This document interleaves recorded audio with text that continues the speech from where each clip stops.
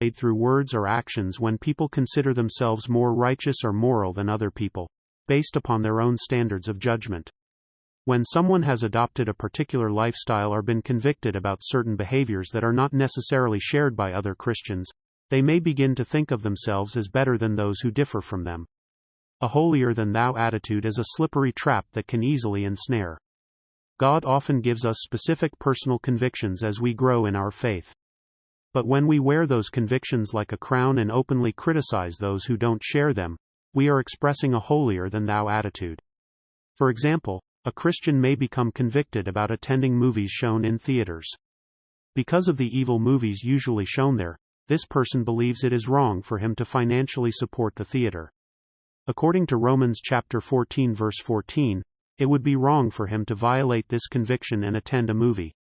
However, this conviction is nowhere commanded in the Bible, so, if this Christian begins to condemn other Christians who do attend clean movies in theaters, he has developed a holier-than-thou attitude. Many people with a holier-than-thou attitude also fall into the trap of legalism.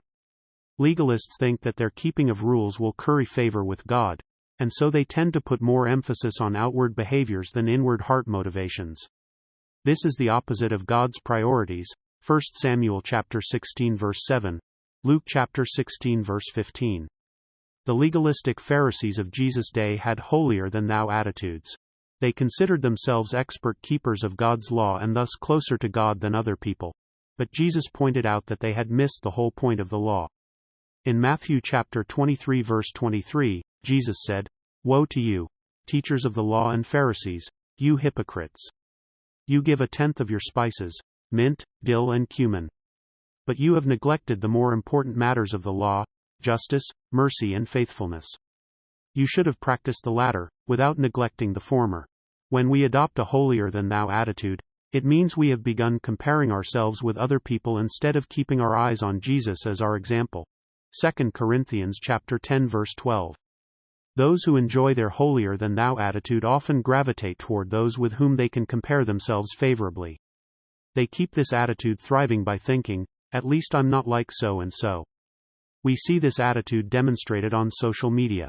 Some people post photos of their open Bibles with a verse for the day, only to later make rude or demeaning comments on other posts.